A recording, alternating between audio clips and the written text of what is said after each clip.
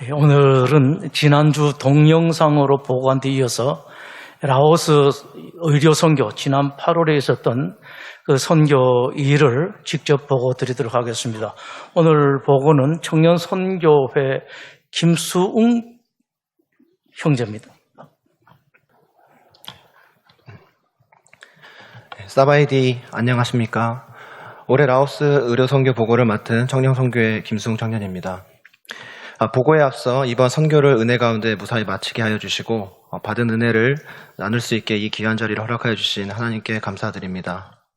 오늘의 나눔을 통해 저희 대원들이 받았던 은혜와 하나님의 비전이 함께 공유될 수 있기를 기도합니다. 저에게 있어 선교는 늘 즐겁고 기대되는 일이었습니다. 갈 때마다 모든 과정과 여건을 순탄하게 해주셨고 큰 은혜들도 깨닫게 해주셨기 때문입니다. 하지만 이번 라오스 선교는 시작부터 많이 달랐습니다. 이번 선교회 청년 공동체 대표로서 마음의 부담도 많이 크고 준비할 것들은 많이 있는데 직장에서 갑자기 일이 많은 부서로 옮기게 된 것입니다. 그때까지만 해도 시간이 있으니 제가 성실히 일하면 직장에서 맡은 일들을 잘 정리하고 선교를 떠날 수 있게 도와주시리라 생각했습니다. 하지만 열심히 기도하고 밤을 새우며 일을 해도 담당하는 일들은 잘 해결되지 않았고 더욱 꼬여만 갔습니다. 또한 제게 큰 도움과 의지가 되어주시는 두 분의 청년 공동체 간사님들도 선교에 함께 할 수 없는 상황이 되는 등 주변 여건은 어려워져만 갔습니다. 그렇게 일에 치이다 보니 선교 준비는 거의 하지 못했고 직장에서는 눈치를 보면서 해결되지 않은 일들을 직원들에게 넘겨주고 선교를 가야 하는 것인지 출국 며칠 전까지도 고민하고 혼자 소가리를 해야 했습니다. 무엇보다 그 과정 속에서 왜 이렇게 저를 힘들게 하시고 몰아붙이시는지 기도해도 뜻을 알려주시지 않는 점이 가장 힘들고 원망스러웠던 것 같습니다. 이 때문에 저는 선교를 출발해서 돌아오기까지 과연 하나님께서는 이번 선교를 통해 저에게 무엇을 가르쳐 주시려고 하시는지 계속 생각해 보게 되었습니다. 예수께서 이르시되 손에 징계를 잡고 뒤를 돌아보는 자는 하나님의 나라에 합당하지 아니하니라. 청년 선교회에서 제자도에 대해 공부하며 묵상했던 누가복음 9장 62절의 말씀이 생각났습니다. 징계를 잡은 자가 뒤를 돌아보면 고랑이 바르게 될 수가 없습니다. 직장에서 일을 잘하고 인정받고 싶은 저의 욕심, 혹여나 자리를 비웠을 때 일이 그르쳐질까 하는 걱정, 그럴 때 나에게 쏟아질 것만 같은 비난에 대한 두려움, 하나님에 대한 신뢰가 부족하다 보니 저는 이런저런 욕심과 걱정으로 계속 뒤를 돌아보고 정작 밭을 갈 생각은 하지 못했던 것입니다. 제가 처한 상황이 아니라 제 마음과 시선에 문제가 있었음을 그제야 깨달을 수 있었습니다. 선교를 다녀와서 보니 제가 그렇게 겁내고 걱정했던 일들이 전혀 일어나진 않았습니다. 아마도 제가 앞선 걱정으로 쉽게 선교 가기를 포기했었다면 앞으로도 비슷한 이유들로 해외 선교를 가기는 쉽지 않았을 것입니다. 하나님께서는 제가 겁내고 두려워하는 일들이 아무것도 아님을 직접 경험하여 깨닫게 하여 주시고 앞으로도 담대하게 하나님의 일을 감당할 수 있는 용기를 깨우쳐 주셨습니다. 이번 의료 선교는 라오스 남부 참파삭주의 3개 마을을 4일에 걸쳐 방문하여서 의료 선교 및 아동 선교 프로그램을 진행하였습니다. 특히 우리 교회에서 꾸준히 방문하고 있는 반락 30이라는 남환자 마을에는 3일차 의료 선교 후에 4일차에도 다시 방문하여서 청년 공동체만의 독자적인 선교 활동을 진행하기도 하였습니다. 현지의 날씨가 너무나도 무덥고 습했습니다. 특히 첫날 사역의 날씨가 유독 무더웠고 사역지가 열악해서 쓰러지거나 포기하는 대원이 나오지는 않을까 걱정이 될 정도였습니다. 다행히 둘째 날부터는 모두 잘 적응하고 선교지에서 근처 불교 사원을 아동 선교과의 공간으로 내어주시는 등 때에 맞춰서 도우시는 하나님의 도우심으로 아무런 사고가 없이 마지막 날까지 모든 활동을 잘 마칠 수가 있었습니다. 의료 선교는 사역지에 학교나 보건소에 임시 진료소를 설치하고 환자들을 진료하였습니다. 3일 동안 약 1,500여 명의 환자를 진료할 수 있었습니다.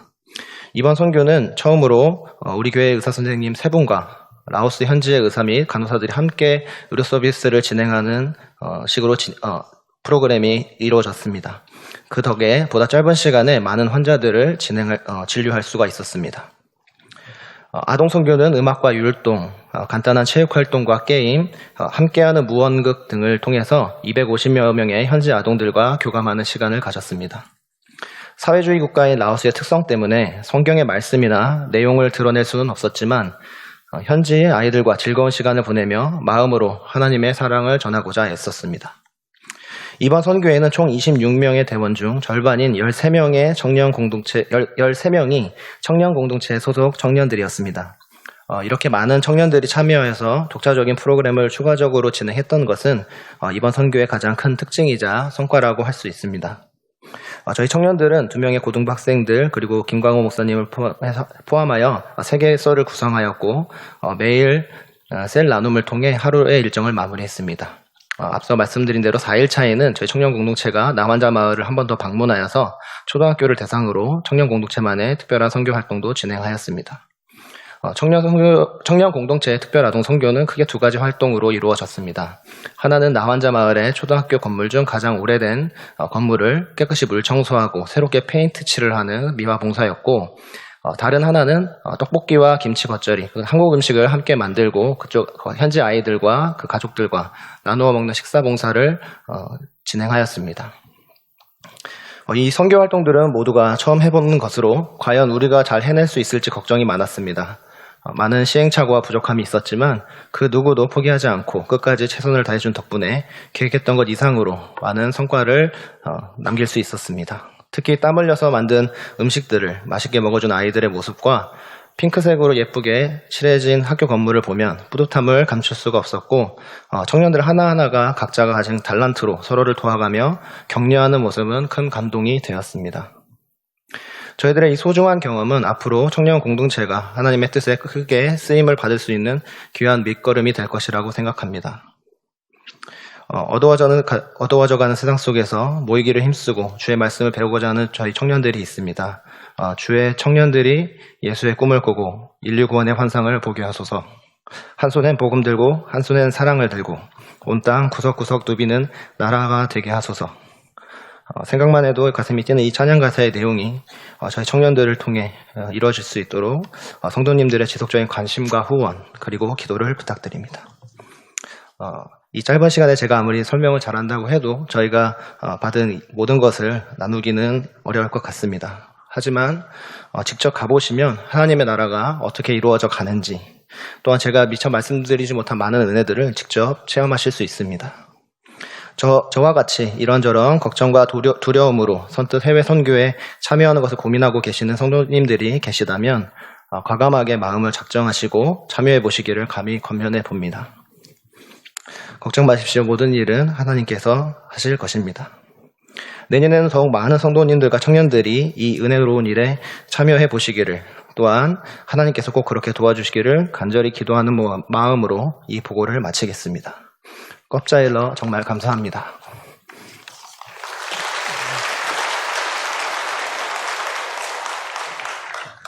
다시 한번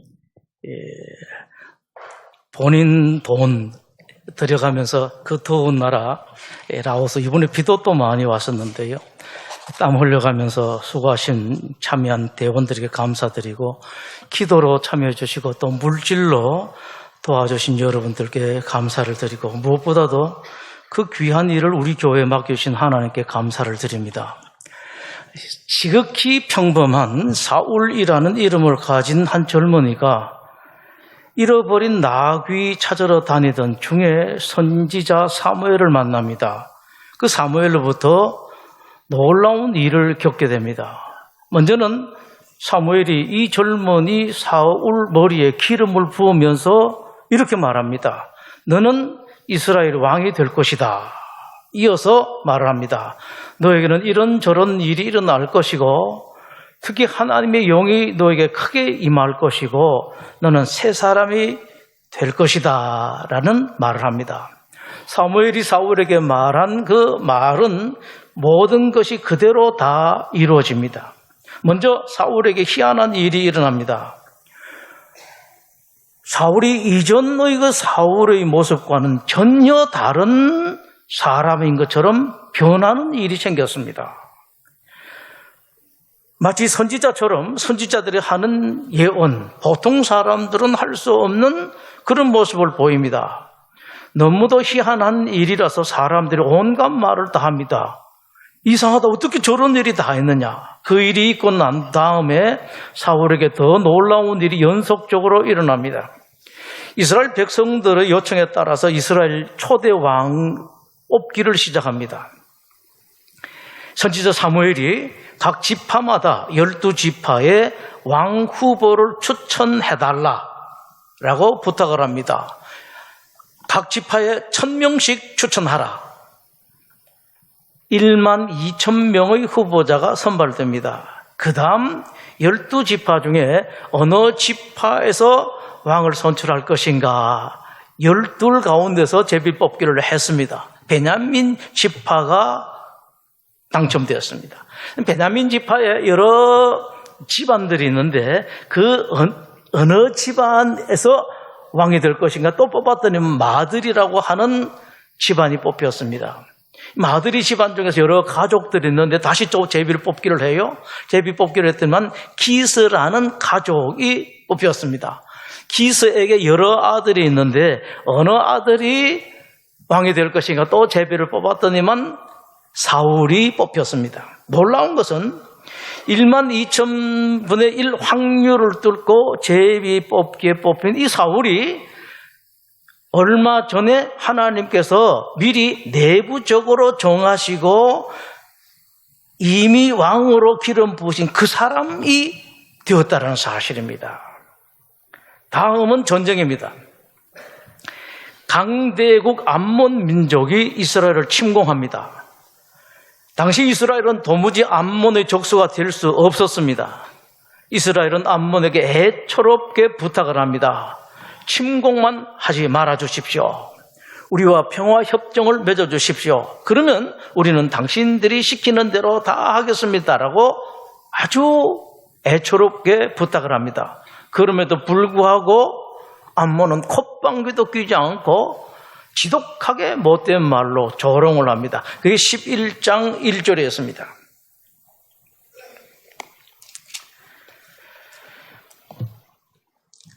이스라엘이 아주 애처롭게 부탁을 하죠. 우리와 언약하자. 그리하면 우리가 너를 섬기리라 하니 암몬 사람 나하스가 그들에게 이르되 내가 너희 오른 눈을 다 빼야 너희와 언약하리라. 내가 온 이스라엘을 이같이 모욕한다라고 이렇게 합니다. 참 이렇게 모욕을 당했습니다만은 그러나 이스라엘은 아무 힘도 없이 초상집이 되고 맙니다. 4절입니다. 이 전령들이 사울이 사는 기브아에 이르러 이 말을 백성에게 전하며 모든 백성이 소리를 높여 울더라. 초상집이 됩니다. 그 소식을 왕으로 뽑힌 그러나 아직 제대로 왕노릇 하지도 못하고 전국을 제대로 통치하지도 못하는 사울이 듣고 무섭게 분노를 하고 12지파에게 무섭게 경고를 합니다. 11장 6절 말씀. 사울이 그 말을 들을 때 하나님 명에게 크게 감동되며 그의 노가 크게 일어나 한 결이 소를 잡아 각을 떠고 전령들의 손으로 그것을 이스라엘 모든 지역에 두루 보내면서 하는 말이 사울과 사무엘을 따르지 아니하면 그의 소들도 이와 같이 될 것이다 라고 무섭게 경고를 하게 됩니다. 그랬더니만 놀라운 일이 일어납니다. 아무리 무슨 수를 써도 하나가 되지 않을 것 같은 이스라엘. 여러분, 오늘도 우리 장로님들 다 우리나라를 위해서 기도하는데 이미 알고 있습니다만 기도를 같이 할 때마다 참 서글프고 처량하고 우리 스스로 봐도 딱하다. 나라가 이런데 나라, 국민 그리고 미래를 위하는 사람, 생각하는 사람은 별로 없고 그저 정치인들은 내 목만 챙기려고 정신이 없는 이 나라.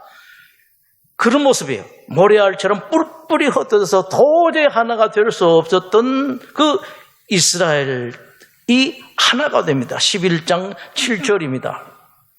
그랬더니 여호와의 두려움이 백성에게 임하며 그들이 한 사람같이 나온지라. 군사가 나왔는데 얼마나 나왔는가 하니까 10,000명도 모으기 힘든 그런 상황 속에 33만 명이 모입니다. 대단한 숫자가 모였습니다. 자, 그 결과입니다. 일주일 전만 해도 제발 살려만 달라고 애원하던 이스라엘이 자신만만하게 큰 소리를 쳐요. 11장 10절을 보시죠. 야베스 사람들이 이르되 우리가 내일 너에게 나가리니 너희 생각에 좋을 대로 우리에게 다 행하라. 한번 해보자. 마음대로 해봐라. 큰 소리 빵빵 칩니다. 여러분, 이런 일이 인생 살다 보면 있을 수가 있어요.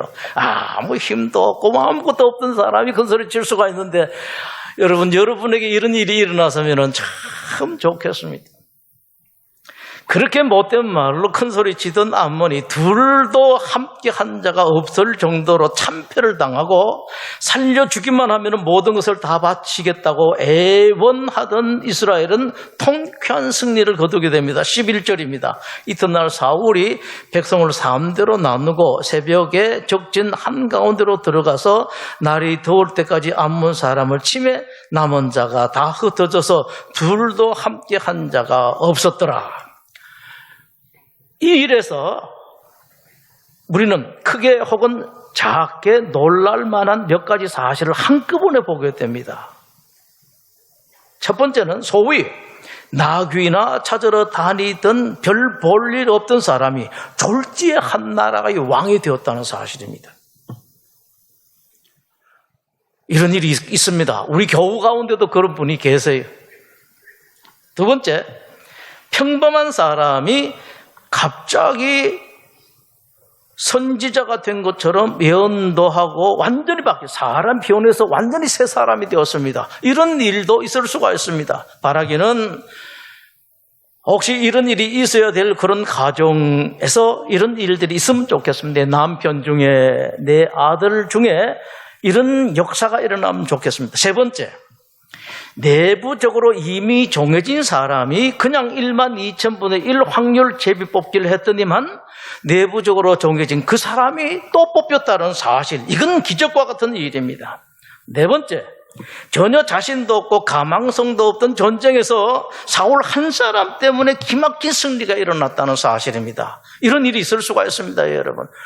회사가 제대로 될 것 같지 않았는데 한 사람 때문에 회사가 다시 살아나고 집안이 별 볼 일 없이 그냥 끝나는 그런 집안 같았었는데 그 아들 놈 하나, 딸 아이 하나 잘 있었더니만 확직히 일어서는 그런 가정이 있습니다.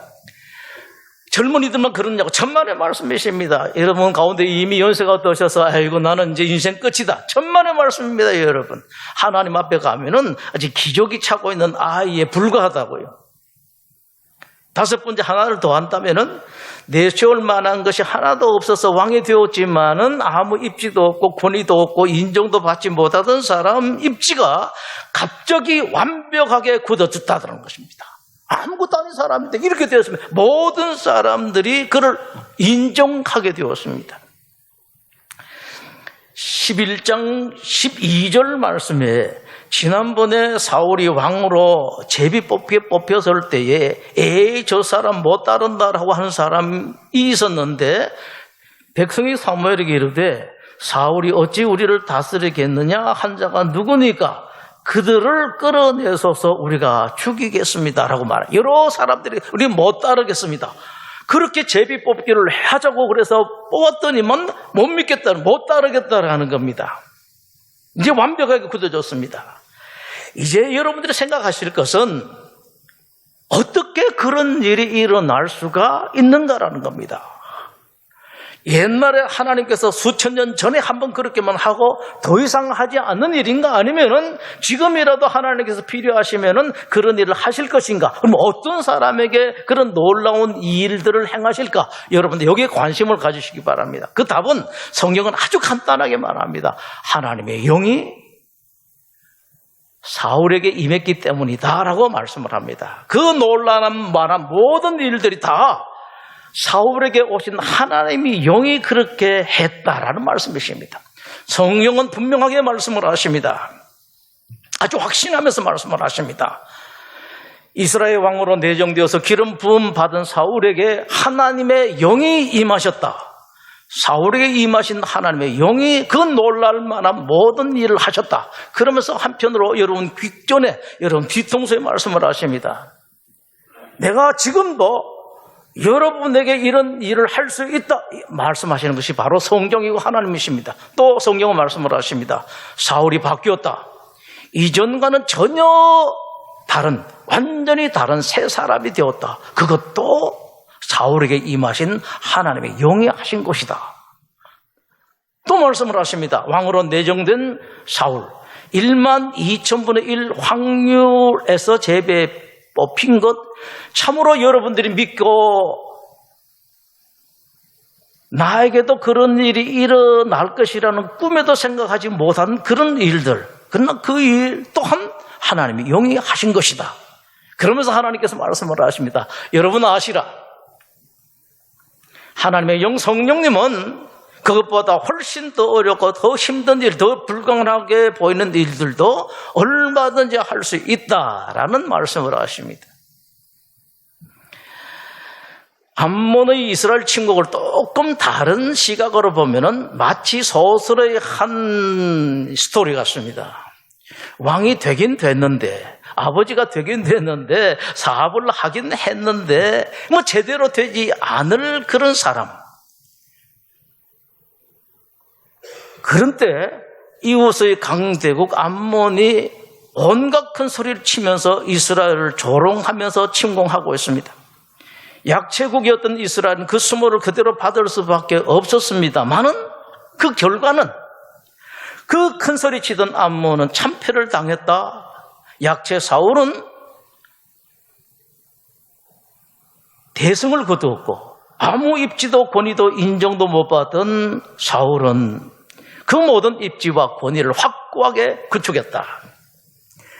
결과적으로 보면 암몬은 느닷없이 이스라엘 침공했는데 그것은 마치 뭔가 연출인 것 같다. 예를 든다면은 암몬의 왕과 이스라엘 왕으로 뽑힌 사울이 대의로 밀약을 했습니다. 내가 군사 얼마를 다치더라도 이번 전쟁에서 줄 테니까 당신이 다음에 나를 위해서 이렇게 하라 서로 짠 것 같아요.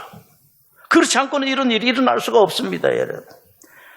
자, 여러분 이렇게 해석하는 일이 말도 안 되는 우스운 이야기로 들릴 수도 있겠습니다. 그러나 여러분 정직하게 바르게 써서 딱 쳐다보시기 바랍니다. 과연 우습기만 한 이야기일까요?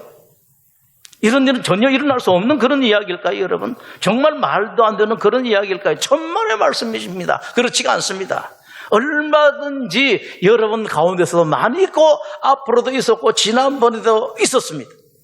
여러분들 가운데도 있습니다. 하나님이 하시면 이런 일들은 얼마든지 할 수가 있고 가능한 일입니다.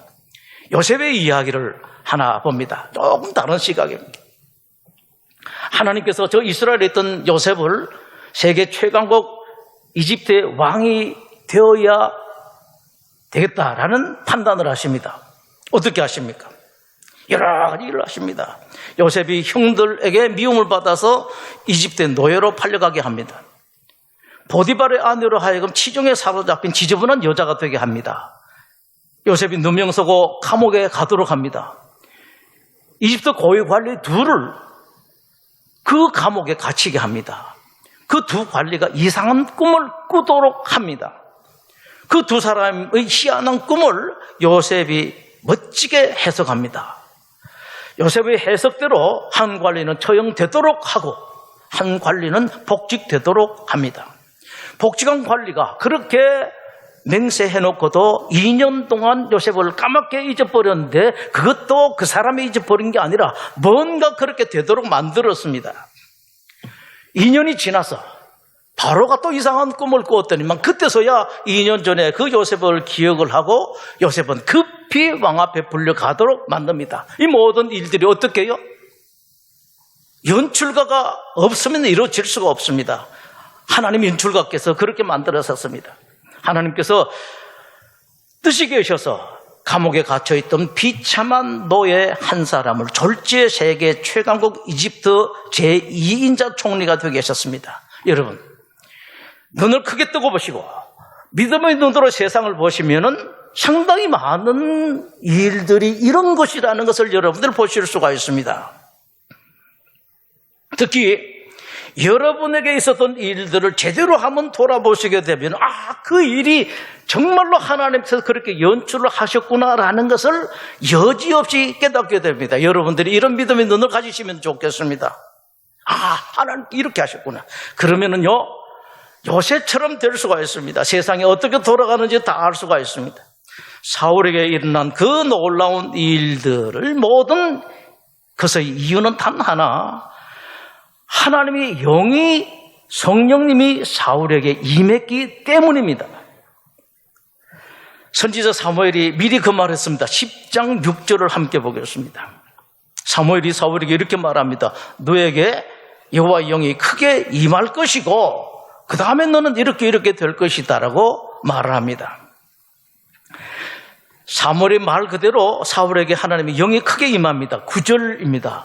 그가 사무엘에게서 떠나려고 몸을 돌이킬 때에 하나님의 새 마음을 주셨습니다. 하나님의 영이 그 속에 들어가셨습니다. 10절에 보면은 그들이 산에 이를 때에 선지자의 무리가 그를 영접하고 하나님의 영이 사울에게 크게 임했다라고 말씀을 하고 있습니다. 사울에게 임하신 하나님의 영, 성령님이 그 모든 일들을 이루었었습니다. 좀 더 보면 11장 6절 보시죠. 이 암몬 사람이 침공해서 그 못된 말을 한다는 소식을 사울이 들을 때에, 사울이 이 말을 들을 때에 하나님의 영에게 크게 감동되었다. 그 다음에 일어난 일은 사울에게 오신 하나님의 영이 모든 일들을 다 만들었습니다. 그 대단한 용기, 담력, 그리고 이스라엘 백성들로 하여금 겁먹고 다 모여들도록 그렇게 만들었습니다.